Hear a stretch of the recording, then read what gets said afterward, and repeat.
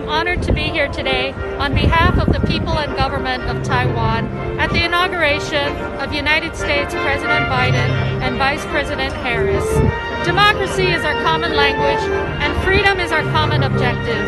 I look forward to working with the next administration in advancing our mutual values and interests. Today, the People's Republic of China is determined to expand Beijing's influence across the region through military provocation and debt diplomacy. And so I urge the incoming administration to stay the course, do what we've done, stand up to Chinese aggression and trade abuses.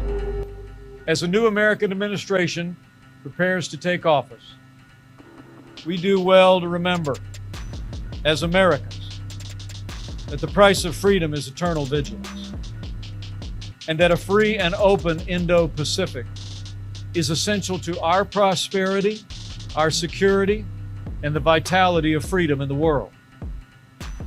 After generations where America and our allies defended the freedom of navigation and the interests of free nations across the Asia-Pacific, today the People's Republic of China is determined to expand Beijing's influence across the region through military provocations and debt diplomacy. And so I urge the incoming administration to stay the course, do what we've done, stand up to Chinese aggression and trade abuses, stand strong for a free and open Indo-Pacific, and put America and our freedom-loving allies first. No true supporter of mine could ever threaten or harass their fellow Americans. If you do any of these things, you are not supporting our movement, you are attacking it, and you are attacking our country. My fellow Americans, I want to speak to you tonight about the troubling events of the past week. As I have said, the incursion of the U.S. Capitol struck at the very heart of our republic. It angered and appalled millions of Americans across the political spectrum. I want to be very clear. I unequivocally condemn the violence that we saw last week. Violence and vandalism have absolutely no place in our country and no place in our movement. Making America great again has always been about defending the rule of law, supporting the men and women of law enforcement, and upholding our nation's most sacred traditions and values.